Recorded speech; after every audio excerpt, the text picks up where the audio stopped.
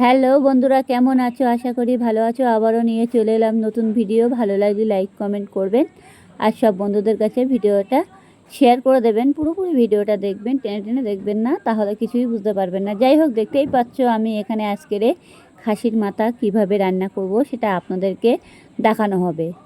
পুরোপুরিভাবে দেখবেন, টেনে টেনে দেখবেন না, তাহলে কিছুই বুঝতে পারবেন না। যাই হোক, আমি বড় বড় করে আলু কেটে নিয়েছি। এখানে আলুটাকে কেটে নিয়ে ভালো করে ধুয়ে নিয়েছি। ধুয়ে নিয়ে এখন কড়াইতে ভাজা বসিয়ে দিয়েছি। আলুটা যেতেই হোক আমি একটু লাল লাল করে ভেজে নেব। যেমন মাংসটা রান্না করা যায় তেমনভাবেই করতে হবে। অবশ্য সবসময় আমরা তো মাংসই খাই, তা আজকে একটু চেষ্টা করে দেখলাম যে একটু মাথা খেয়ে দেখি কেমন লাগে। তো সবাই বলে মাথা নাকি খুব টেস্টি হয়, তা কিন্তু দেখলাম সেই বুঝে আনলাম, কিনে এনে তারপর বাড়িতে ভালো করে কেটে বেছে কুটে নিয়েছিলাম। এবার নিয়ে এখন আমি আলুটাকে ভালো করে ভেজে নিয়েছি, একটু লাল করে, দেখতেই পাচ্ছ। অবশ্য আমি এটাকে প্রেসারে দিয়ে দেবো, যার জন্যে একটু মানে পুরো নরম করবে না আলুটা। লবণ দিয়ে একটু ভেজে নিয়েছি। এবার আমি একটু ফোড়ন দিয়ে দেব। এই দেখো, জিরে ফোড়ন দিয়ে দিলাম কড়াইতে। এবার আমি যে মশলাটা কেটে রেখেছি সেটাও আপনাদেরকে দেখাবো। এই যে এখানে আদা, রসুন আর শুকনো লঙ্কা 3-4টে, আপনারা যেমন লঙ্কা খাবেন তেমন দিতে পারবেন, কোনো অসুবিধে নেই। আমি এখন এটাকে পেস্ট করে নিয়েছি মিক্সচারে। পেস্ট করে নিয়ে এখন আমি কড়াইতে দিয়ে দিলাম। এবার এই মশলাটাকে ভালো করে ভেজে নিতে হবে, কাঁচা গন্ধ ভাবটা যাতে না থাকে সেই বুঝে ভেজে নিতে হবে। অলরেডি আমি এখন ভেজে নেব।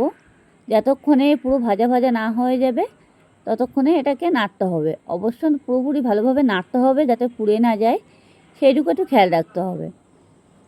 দেখবে আমি যাই হোক এখন ভালো করে নাড়াচাড়া দিচ্ছি।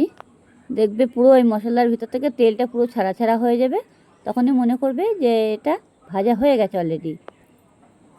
যাই হোক, দেখো আমার মশলাটা অনেকটাই হয়ে গেছে, যতটা ঝোল ভাব ছিল। যেটি হোক, এটা ঝোল হতো না, কিন্তু একটু জলটা বেশি হয়ে গেছিলো বলে যার জন্য একটু ঝোল ভাবটা হয়ে গেছিলো। অসুবিধা নেই, আমি মশলাটা যেহেতু ভেজে নেবো তেলের ভিতরে ভালো করে অলরেডি নাড়াচাড়া দিয়ে ভেজে নিতে হবে। আর তার আগে আমি যে মাথাটা নিয়ে এসেছিলাম ভালো করে কেটে কুটে গুছিয়ে নিয়েছি পুরোভাবে, সেটা আপনাদেরকে দেখাবো। যেই হোক, তার আগে আমি মশলাটা কষিয়ে করে নিই। অবশ্যই এই খাসির মাথার টেস্টটি পুরো আলাদা, মাংসর থেকেও মাথার টেস্টটি ভালো লাগে। আপনারা অতি অবশ্যই একবার খেয়ে দেখবেন, তাহলে বুঝতেই পারবেন। যারা খায়নি তারা বুঝতে পারবে না অবশ্য মাথার কি টেস্টি। দেখো আমার মশলাটা অলরেডি ভাজা হয়ে গেছে। বাকি যে মশলাটা করে রেখেছি, আমি এখানে দুখানা টমেটো নিয়ে নিয়েছি আর দুখানা পেঁয়াজ নিয়ে নিয়েছি বড় বড় দেখে। মাংসটা যেমনভাবে রান্না করা হয় সেভাবেই রান্না করা হবে, আর খেতেও খুব স্বাদ। যাই হোক, আমি এখন মশলাগুলো এবারে আমার মশলাটা পুরো ভাজা হয়ে গেছে, একটু লাল লাল হয়ে গেছে, তেল ছেড়ে দিয়েছে। এখন আমি বাকি যেটা ছিল টমেটো আর পেঁয়াজটা, সেটা আমি কড়ার মধ্যে দিয়ে দিয়েছি। এবার এটাকে ভালো করে ভেজে নিতে হবে। টমেটো আর পেঁয়াজটা একদম পুরো থাকবে না, গোটা গোটা থাকবে না, পুরো ঘেটা ঘেটা হয়ে যাবে। এইভাবে ভেজে নিতে হবে অলরেডি। এবার আমি বাকি যা যা মশলা যেটুকু দেওয়ার মতো সেইগুলো আমি এখন একটু দেব।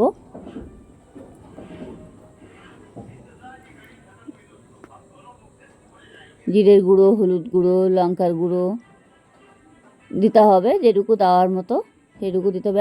আমি এখন লবণ দিয়ে দিচ্ছি, লবণটা দিয়ে দিলাম।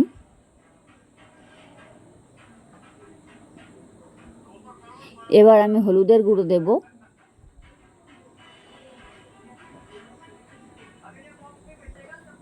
হলুদ দিয়ে দিলাম।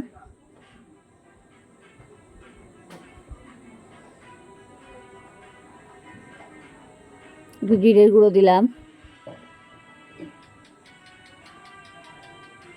এবার এটাকে ভালো করে নাড়তে হবে। অবশ্য আমি এখানে বেশি তেল দেইনি, যেটি হোক মাংসটার ভিতরে অনেকটা তেল আছে, যার জন্য বেশি তেল দেইনি।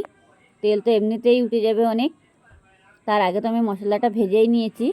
আমি আবারও বলছি, মশলা ভাজার সময় কড়াইতে তেল ছিল দেখেছো, কিন্তু তেলের ভিতরে আমি জিরে ফোড়ন দিয়েছি। জিরে ফোড়ন দেওয়ার পরে আদা, রসুন আর শুকনো লঙ্কা পেস্ট করে নিয়েছিলাম, সেটা আমি তেলের মধ্যে দিয়েছিলাম। যাই হোক, এখন আমি মাংসটা এবার ঢেলে দিচ্ছি। এবার মাংসটা দিয়ে দিয়েছি। এবার মাংসটা আমি এখন ভালো করে কষাই করে নেব। তারপরে তো দেখেছো আমি টমেটো, পেঁয়াজ দিয়ে দিয়েছি, জিরের গুঁড়ো, তারপরে হলুদের গুঁড়ো, লবণ, ঠিকঠাকভাবে এগুলো দিতে হবে অলরেডি। এগুলো দিয়ে এটাকে ভালো করে কষাই করে নিতে হবে, অলরেডি সুন্দরভাবে কষাই করে নিতে হবে। আমি এখন এটা ভালো করে কষাই করে নিচ্ছি। আর মাংসটা কিন্তু সেই স্বাদ হয় খেতে, মানে এত স্বাদ হয়, মাথাটা কি বলবো আপনাদেরকে, খাসির মাংসর থেকে মাথার স্বাদ বেশি। আমরা কিন্তু জানতামই না অবশ্য খাওয়াটা, কিন্তু দেখলাম, তারপরে ভাবলাম না আমরাও একটু নিই, তারপর দেখে নিলাম। কিন্তু কি বলো তো, বাড়িতে এনে কাটা কোটাতেই সমস্যা হয়ে যায়। যাই হোক, দেখতেই পাচ্ছ আমার মাংসটা অনেকটা কষাই করা হয়ে গেছে। মাংসের যে জল ভাবটা ছিল সেটা ছেড়ে দিয়েছে, কিন্তু এই জল ভাবটা পুরো টানাতে হবে এমনভাবে কষাই করে। আর অনেকটা এর মধ্যে মানে তেল ছিল, মাংসর যে তেলটা সেটাই ছিল, অনেকটা তেলও উঠেছে, তার মধ্যে জল ভাবটাও আছে। সেটাকে ভালো করে কষাই করে নিতে হবে। অলরেডি মাংসটা দেখেছে মনে হচ্ছিল কতটা ছিল, কিন্তু কমে কতটুকু হয়ে গেল। এটাকে ভালো করে আমি কষাই করে নেব, যতক্ষণে নাড়তে হবে। অবশ্যই খেয়াল রাখতে হবে যাতে পুড়ে না যায়, সেটুকু একটু খেয়াল রাখতে হবে। এখন আমি এটাকে ভালোভাবে নাড়াচাড়া দেব।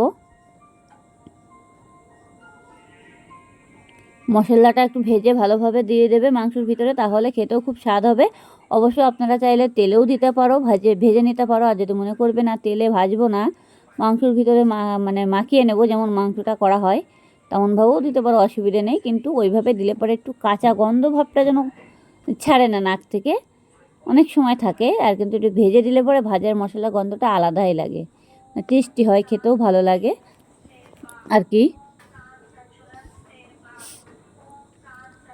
গ্যাসটাকে আমি একটু বাড়িয়ে দিয়েছি, বাড়িয়ে দিয়ে কিছুক্ষণ জাল করে নেব। দেখতে পাচ্ছ মাংসের ভিতর থেকে অনেকটা ঝোল ভাবটা চলে এসেছে।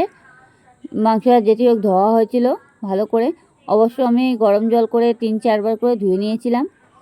অনেক সময় আমার বাচ্চাটা আবার বলে যে দুধ দুধ গন্ধ বেরোয় খাসির মাংস দিয়ে, যার জন্য একটু গরম জল করে 2-3 বার করে ধুয়ে নিয়েছি। জলটাকে ফুটিয়ে ধুয়ে নিয়ে, তার আগে রক্ত ভাবটা ছিল সেটাকে ধুয়ে ঠান্ডা জলে ধুয়ে নিয়েছি। ধুয়ে নিয়ে তারপর একটু গরম জল করেছিলাম, গরম জল করে 2-3 বার করে ধুয়ে নিয়েছি।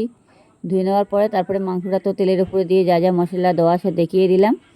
সেই মশলাগুলো দিয়ে ভালো করে ভেজে নিয়ে আমি এখন মাংসটা ছেড়ে দিয়েছি। মাংসটা ছেড়ে দিয়ে ভালো করে কষাই করে নেব। অবশ্য দেখতেই পাচ্ছ এখানে জল ভাবটা নেই, জল ভাবটা পুরো টেনে গেছে, আরও টেনে যাবে। মাংসের যে তেলটা ছিল সেটাকে অনেকটা মানে কড়ার ভিতরে ছড়িয়ে যাচ্ছে, গলে গেছে, দেখতেই পাচ্ছ। মাংসটা ভালোভাবে পুরো ভাজা ভাজা করে নিতে হবে অলরেডি। আমার মাংসটা কিন্তু অনেকটা ভাজা হয়ে গেছে, দেখেছো? দেখো কত সুন্দর কালার চলে এসেছে। কালারটা কিন্তু সুন্দর চলে এসেছে। এই দেখো তোমাদেরকে দেখাচ্ছি, কিন্তু মাথায় কিন্তু বলতে হবে বেশি মাংস থাকে না, সবই থাকে হাড়গোড়, ছাইতে যেটুকু থাকে। আর এমনি মাথার মধ্যে কোনো মাংস থাকে না বেশি, হাড়গোড় থাকে মাথায় বেশি, যার জন্য এরকম মনে হচ্ছে। তাও কিন্তু খেতেও খারাপ লাগে না, টেস্টি হয়, খুব দারুণ একটা খাবার। আমি একটু ভাজা মশলা দিয়ে দিলাম হালকা করে। এখন আমি এটাকে ভালো করে করে নেব। আমি দারচিনি ভেজে রেখেছিলাম, সেটাকে আমি ভেজে গুঁড়ো করে রেখেছিলাম। আপনারা চাইলে দারচিনি গুঁড়ো দোকান থেকেও কিনতে পারো, অসুবিধা নেই। যার জন্য আমি দারচিনি গোটা কিনে রেখেছিলাম, এনে বাড়িতে ভেজে গুঁড়ো করে রেখে দিয়েছি কৌটো করে। সেটাকে আমি এখন একটু দিয়ে দিয়েছি দারচিনি গুঁড়ো। আপনারা চাইলে দোকানতে প্যাকেট কিনতে পাওয়া যায়, সেটাও কিনে ব্যবহার করতে পারো, অসুবিধে নেই। যে যেমনভাবে দিতে পারো, অসুবিধা নেই। এখন আমি জল দিয়ে দিচ্ছি, জলটা অল্প করে দেবো, যেটি হোক বেশি জল দেবো না। আমি যেটি হোক এটা প্রেশারে দিয়ে দেবো, প্রেশারে দিয়ে 2-3টে সিটি মারতে হবে অলরেডি, বেশি জল দেওয়া যাবে না।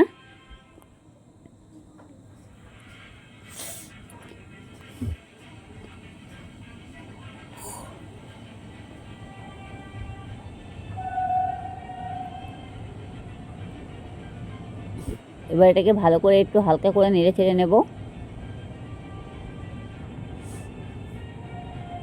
অলরেডি নাড়া হয়ে গেল। এখন আমি প্রেসারে ঢেলে নিচ্ছি। এই প্রেসারে দিয়ে দিলাম। আলুগুলো ভাজা ছিল, আলুগুলো আমি এখন প্রেসারের মধ্যে এক এক করে দিয়ে দেবো। এতে ভুল করে বেশি জল দেবে না, তাহলে কিন্তু প্রেসারে ধরে রাখতে পারবে না, চারি সাইড দিয়ে ভরভর করে জলগুলো বেরিয়ে যাবে। সেইটুকু একটু খেয়াল রাখতে হবে। বেশি প্রেসারের মধ্যে জল দেবে না, হালকা পরিমাণে একটু জল দেবে। আমি যেটুকু দিয়েছি সেই রকম পরিমাণে জল দেওয়াটার চেষ্টা করবে। অবশ্যই প্রেসারে না দিলে মাংসটা একটু শক্ত থেকে যাবে, অনেকক্ষণ জাল লাগবে কড়াইতে করে দিলে, যার জন্য আমি প্রেসারের মধ্যে দিয়ে দিয়েছি। এবার প্রেসারের মধ্যে এখন আমি অল্প করে জল দিয়ে দিচ্ছি। জল দিয়ে প্রেসারের ঢাকাটা আমি আটকে দেব। যে ঢাকাটা আমি আটকে দিয়ে দিয়েছি। এখন আমি 3-4টে সিটি মেরে নেব প্রেসারের মধ্যে দিয়ে। অলরেডি 3-4টে সিটি মেরে নিতে হবে। এবার আমার 3-4টে সিটি মারা হয়ে গেছে। একটু ঢাকাটা ঠান্ডা করে রাখতে হবে। একটু নামিয়ে 10 মিনিট রেখে দিয়েছিলাম। রেখে দিয়ে এখন আমি খুললাম। এই খুলে এখন আমি কড়াইতে ঢেলে নেব। অলরেডি কড়াইয়ের মধ্যে ঢালা হয়ে গেছে, দেখতেই পাচ্ছ। এটাকে এবার কিছুক্ষণ একটু ফুটিয়ে নেব, যাতে ঝোলটা একটু টাইট হয়ে যায়, সেই বুঝে একটু ফুটিয়ে নিতে হবে। দেখতেই পাচ্ছ আমি যেটুকু জল দিয়েছিলাম প্রথমে সেই জলটুকুই আছে, বেশি জল দিইনি। আর এতে জল দেওয়ার কোনো দরকার নেই। মাংসটা কিন্তু সিদ্ধ হয়ে গেছে, আলুটাও সিদ্ধ হয়ে গেছে। এখন বেশি নাড়াচাড়া দেওয়া যাবে না, যার জন্য আমি কিছুক্ষণের জন্য ঢাকা দিয়ে দেব। আমি এখন একটু মশলা দিয়ে দিচ্ছি, গরম মশলা। এই যে গরম মশলা দিয়ে দিলাম। আমার মাংসের কালারটা কিন্তু দারুণ চলে এসেছে, দেখতেই পাচ্ছ। এখন এটা দিয়ে আমি একটু ভালো করে নেড়ে চেড়ে দেবো, চারি সাইডে এধার ওধার করে। আর বেশি ঘেটলে পরে কী হবে, আলুগুলো ভেঙে যাবে। বেশি নাড়াচাড়া দেওয়া যাবে না। অবশ্য মাংসও সিদ্ধ হয়ে গেছে, আলুও সিদ্ধ হয়ে গেছে। আমি প্রেসারে 3-4টে সিটি দিয়ে নামিয়ে রেখেছিলাম 10 মিনিট। 10 মিনিট নামিয়ে রাখার পরে কড়াইতে ঢেলে দিয়েছি। এখন আমি ভালো করে ফুটিয়ে নিচ্ছি। আর একটু বেশি ঝোল করব না, একটু মাখা মাখা টাইপের করব। বেশি ঝোল করার দরকার নেই। আপনারা যদি মনে করবেন যে একটু ঝোল ঝোল রাখবে, সে রাখতে পারো, কোনো অসুবিধা নেই। অনেক সময় এগুলো কী করা বলো তো, জুস করে খাওয়া যায় সেইভাবে। যাই হোক, আমি তো এটা ঘরে রান্না করছি, জুস করছি তো না।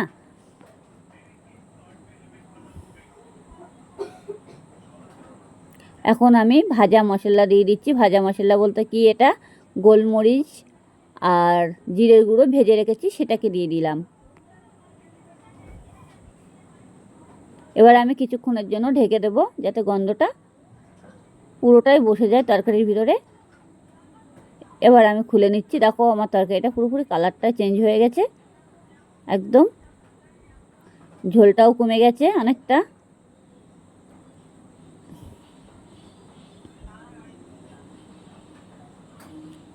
এখন আর বেশি ঝোল কমানো যাবে না, অলরেডি হয়েও গেছে তরকারিটা আমার। তাও একটু চেক করে দেখলাম যে নুনটা ঠিক আছে কি না। না, নুনটা ঠিক আছে। যদি মনে করবে যে একটু লবণটা বেশি দেবে না, সব সময় একটু হাতে রেখে লবণটা দেবে, পরে লাগলে দিয়ে দেবে। নাহলে পুড়ে গেলে তরকারি লবণে তখন কিন্তু খেতে স্বাদ লাগবে না, ভালো লাগবে না। একটু হাতে রেখে লবণটা দিতে হবে অলরেডি। যাই হোক, আমার তরকারিটা কিন্তু অলরেডি হয়ে গেছে। আমি এখন একটা পাত্রে ঢেলে নেব। আমি একটা পাত্রে ঢেলে নিয়েছি। ভালো লাগলে লাইক কমেন্ট করতে ভুলবে না, কেমন?